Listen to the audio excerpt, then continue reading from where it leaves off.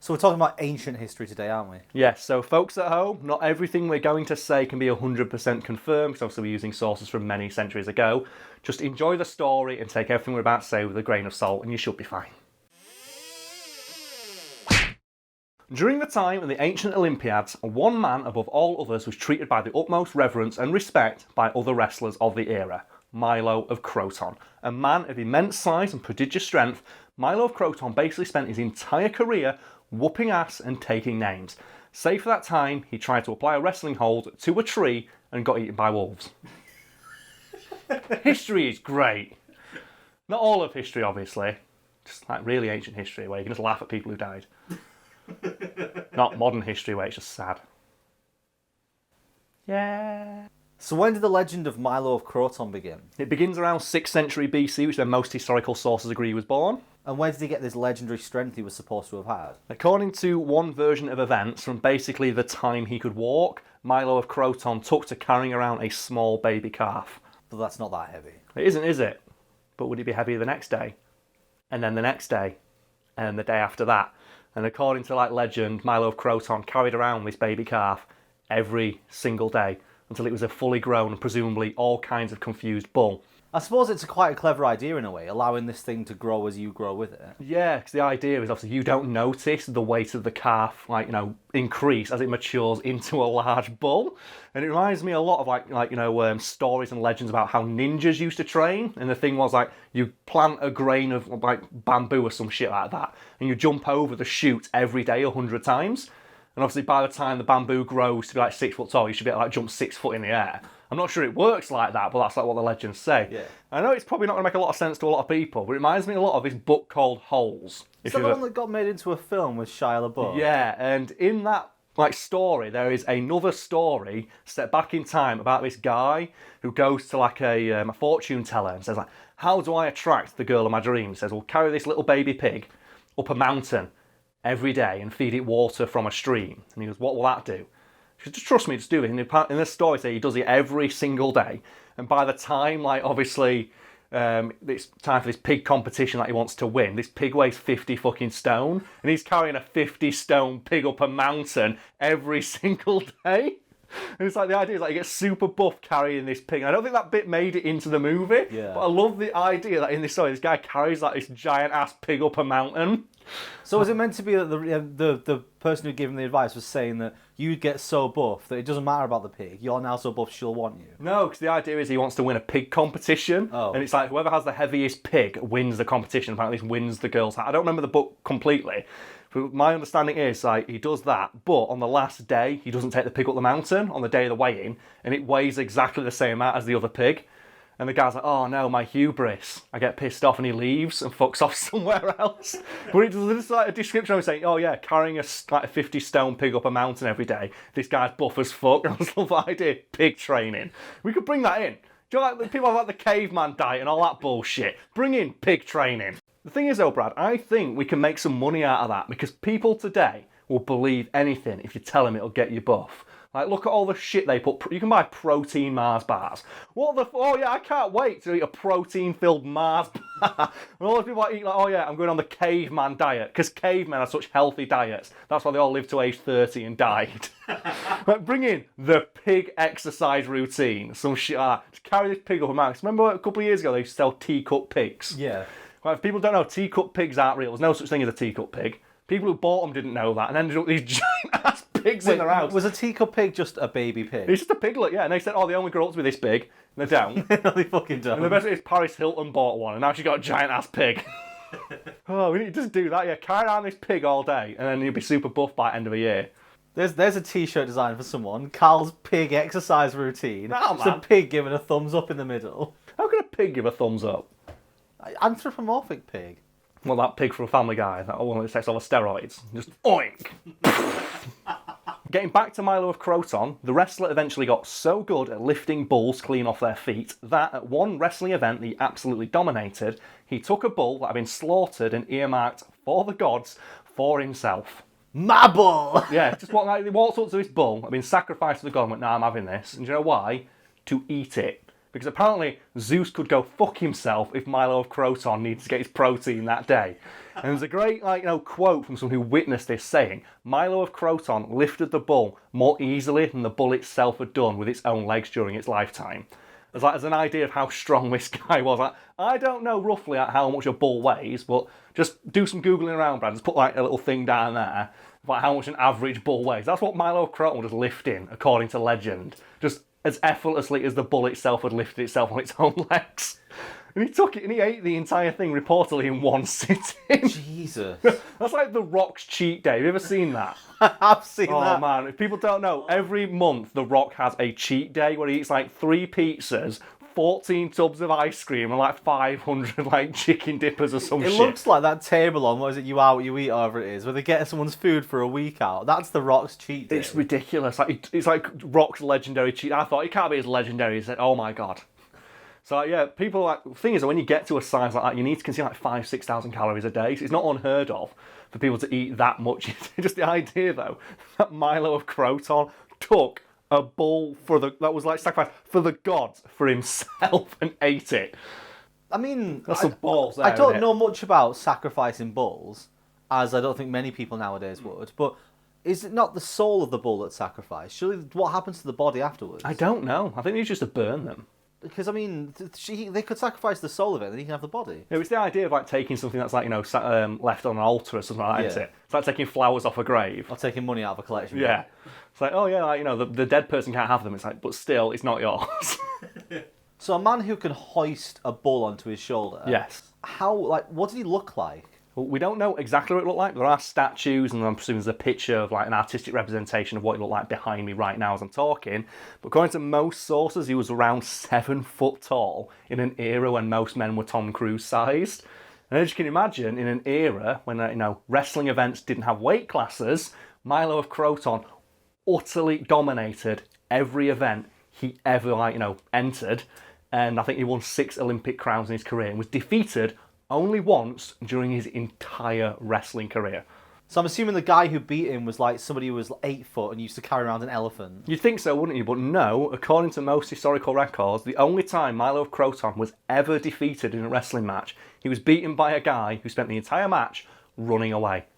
Now this guy just basically sprinted in a circle around Milo of Croton until he collapsed from exhaustion. Milo collapsed from exhaustion. This guy just kept running away. And it's like that scene in, what is it now, Life of Brian, isn't it? The gladiator who runs around in a circle and the other gladiator chases him and then collapses and the guy wins by default. The 2 sweetest words in the English language I should have. Default. So that was his only recorded loss. And Milo Croton, he took it in his stride and decided at that point, okay, I'll just retire after only losing once. But I love the idea that some guy developed this tech to beat him. So how do you defeat a guy who's basically Goro, run away? You can't do that. He started fully into strength and not in dexterity. He's min-max. We've talked about it before. Yeah. He's the guy in Dark Souls who min-maxes into dex and just rolls everywhere. You've played Overwatch, haven't you? A bit, yeah. Have you ever played McCree with no cooldowns on? No, but that sounds amazing. Is it just endless rolling forever? He just travels by roll. Oh man, well, it's like the end of Vanquish, a game people should definitely go play.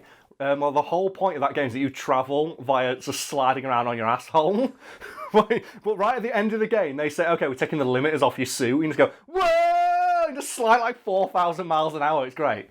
So and that's the guy who beat Milo Croton. Just went in a big circle around that. You can't beat me. And the guy just gave up. Just imagine for a second of being so utterly dominant in a sport where people have to do shit like that to beat you. It reminds me a lot of that time Muhammad Ali fought a wrestler in Japan. And one of the stipulations Muhammad Ali put down was the guy wasn't allowed to do any of his flamboyant wrestling moves like holds or drop kicks. So what the guy did is he lied on his back and scooted around on his ass, kicking Muhammad Ali in the legs.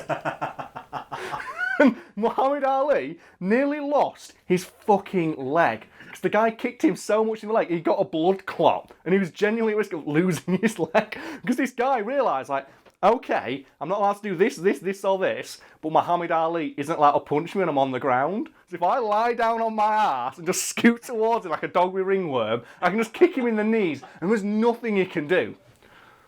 The ultimate weapon. It's so good. And I think there's footage of it somewhere, and you can see Muhammad Ali going, get up, and the guy's like, no. Why would I get up so you, like the heavyweight boxing champion of the world can just knock me the fuck out? I was going to kick you in the knee.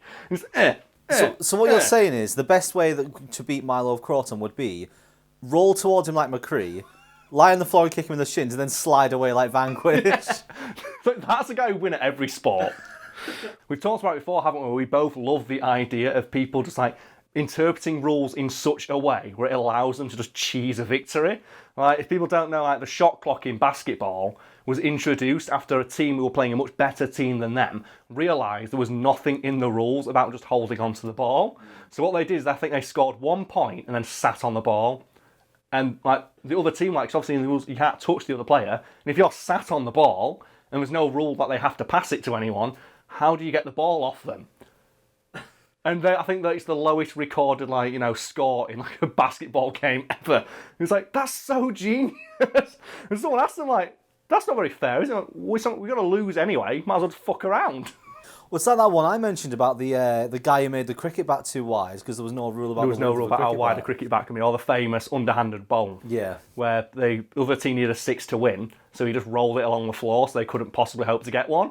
And you can see the other cricket player, he throws his bat down in disgust. It happens a lot now in video games. Oh man, HLG in Halo 3. What was HLG? Hiding League Gaming. Because in Halo 3, obviously, it's a time limit. But if you get like 1 or 2 kills and just hide and wait for the entire 10 minutes to be up, you still win.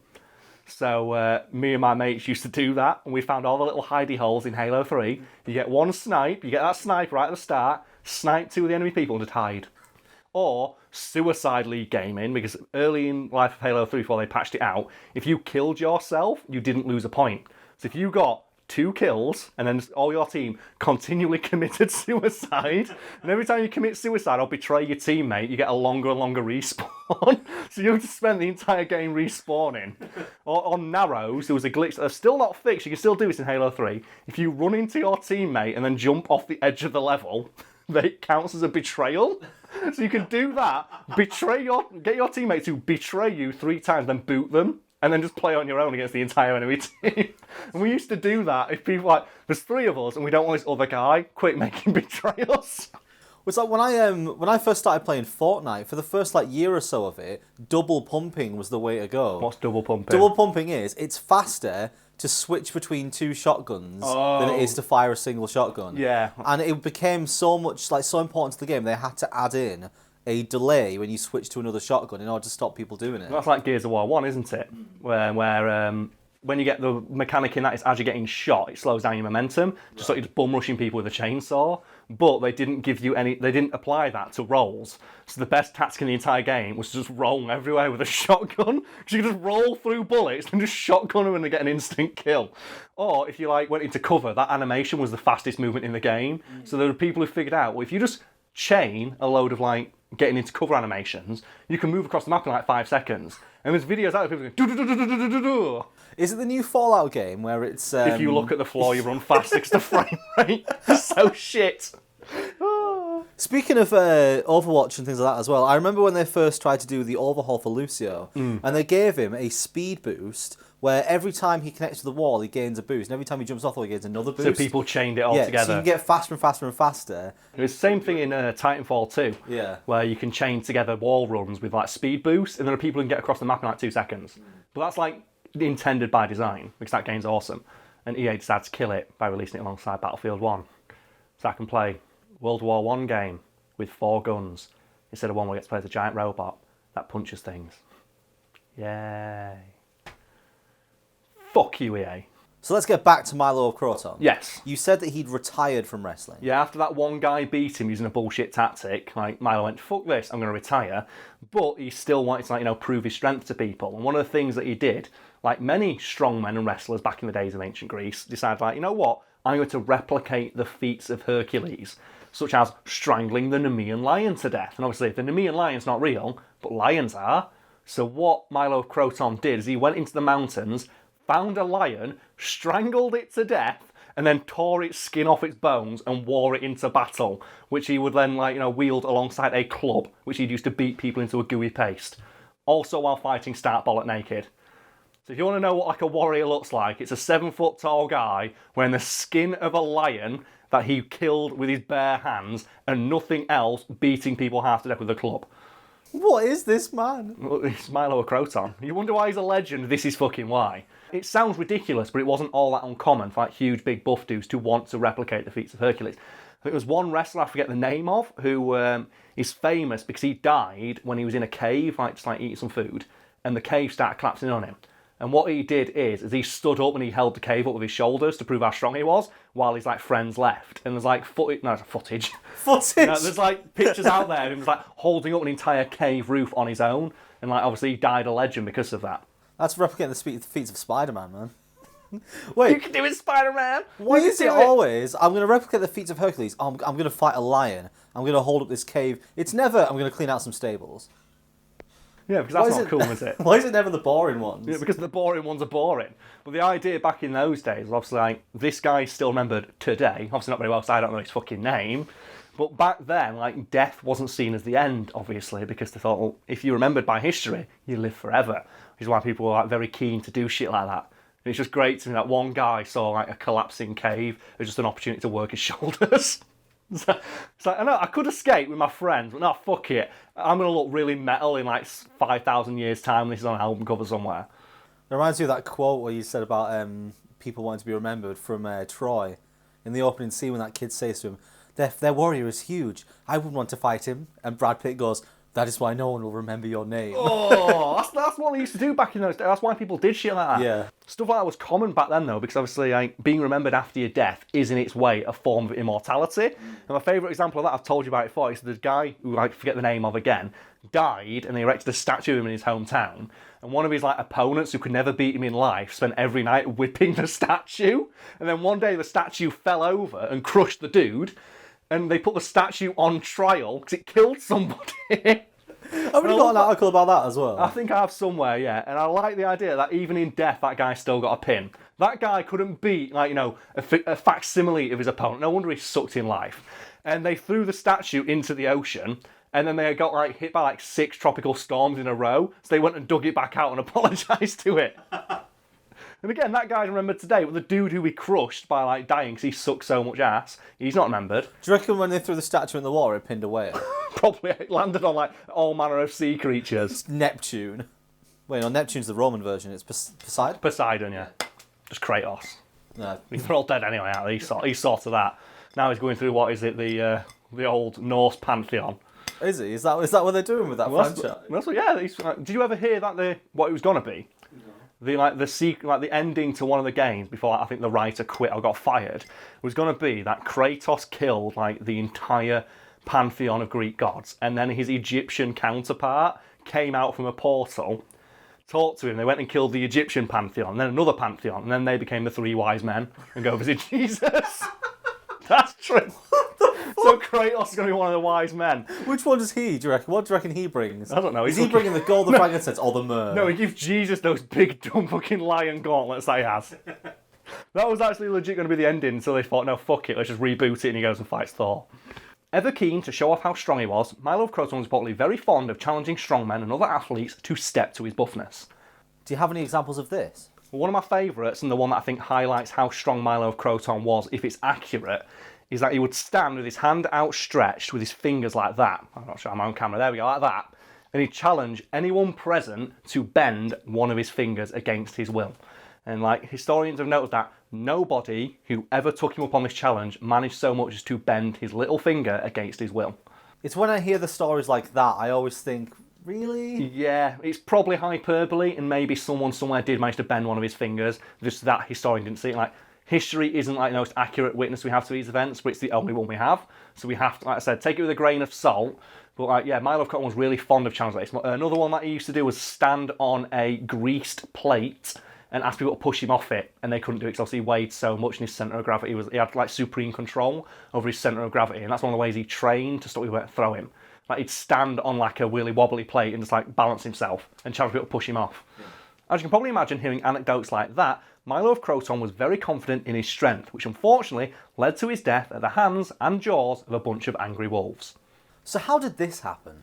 Well, the story goes that Milo Croton was walking through a forest and he happened upon a tree stump with a cleft put in it.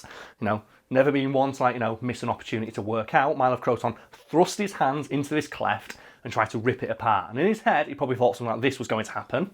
Instead, though, Milo found that his fingers had become trapped. And at this point, history notes that dozens of wolves ran out of the forest to start nibbling on his dick hole and just, ate him to death. At this point, he knew he'd made a mistake. It's like, you're probably wondering how I got here, but no.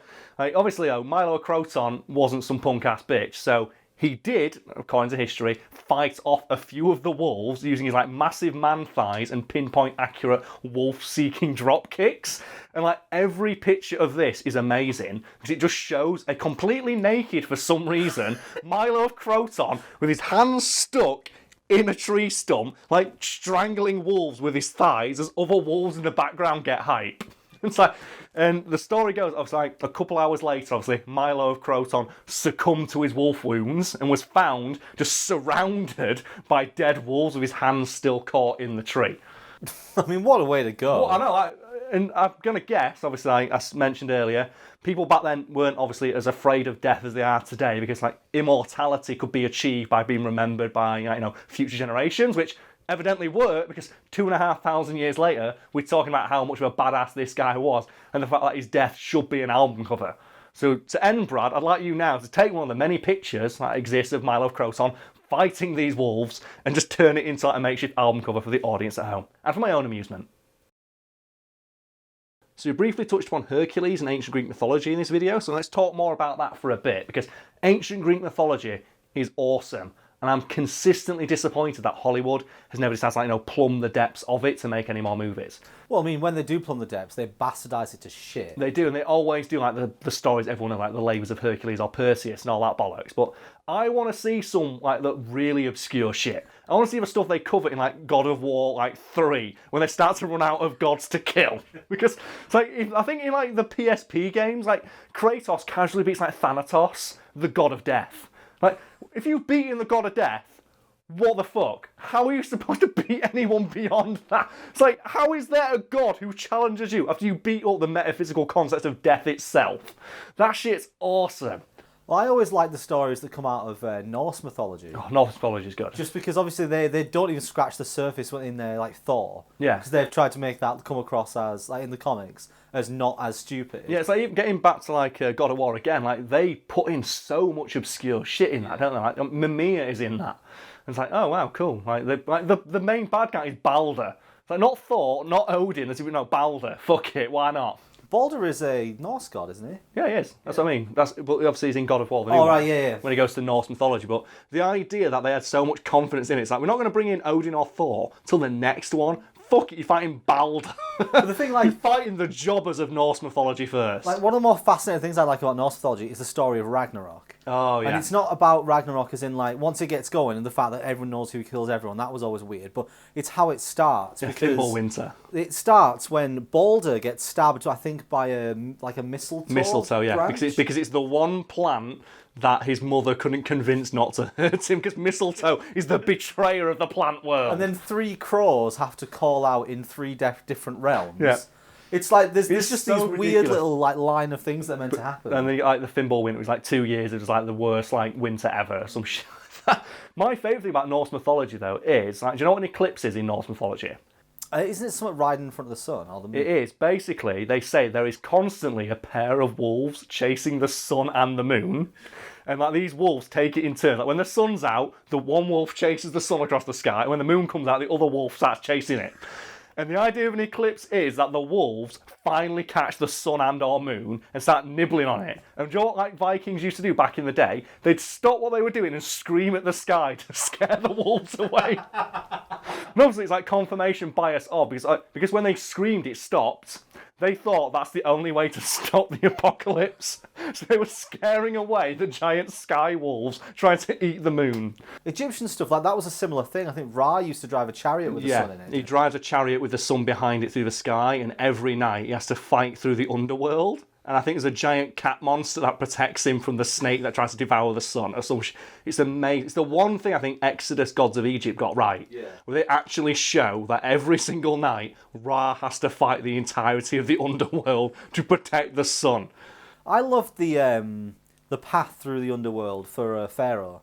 With the idea of the weighing the feather. Oh, the weighing feather of the heart. soul against the feather, yeah. With Anubis. I always thought that was Well, fascinating. Anubis is always awesome. That's why I love like the Mummy movies, where they bring up the army of Anubis, because that's got one of my favourite lines in any movie ever. And it's where like I forget what's the name of like the army that guy runs.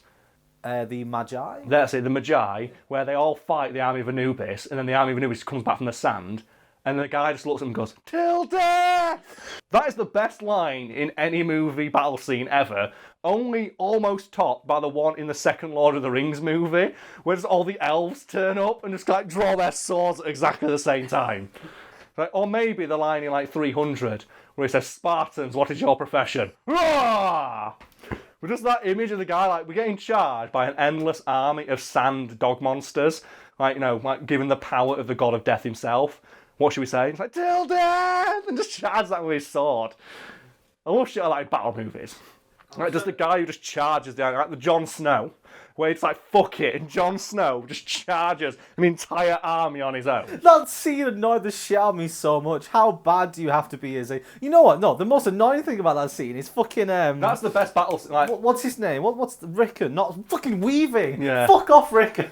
well, the Battle of the Bastards is fucking amazing. The idea that Jon Snow charged an entire army on his own. I love that. That shit always gets me. I always get like, mad hype for it. He got loads of kudos as well for showing the midst of a battle. Yeah, and don't the they actually bodies have the real piled up. horses? Actual real horses were charging at Kit Harington during that scene, and that's the thing. Like, I've never seen in a battle movie before, where obviously the horses just like absolutely just plough through somebody. And think, yeah, that's exactly how it happened. So I've been playing Red Dead, and I'm going through a town on my Shire horse, like Hot Sauce the 7th, and just like some guy, just like dipshit, walks in front of me, and the horse. That's how it'd work. When you complete Red Dead, can I have your copy? Yeah. Okay. Just, I'm looking forward to this, crashing the horse into a wall all the time. I do it all the time. It's so fucking funny. Yeah. Like, that's how I keep losing my horses. Like, I started with Hot Sauce 1, and Hot Sauce 1 died, so I went off a cliff, and then I'm on Hot Sauce X now. You're on at 8. Last I heard it was 4. Yeah, I'm on Hot Sauce the 10th, but Hot Sauce the 10th is one that I found in the wild. I was like, that's never dying. I went out and bought as many fucking horse revivers as I can.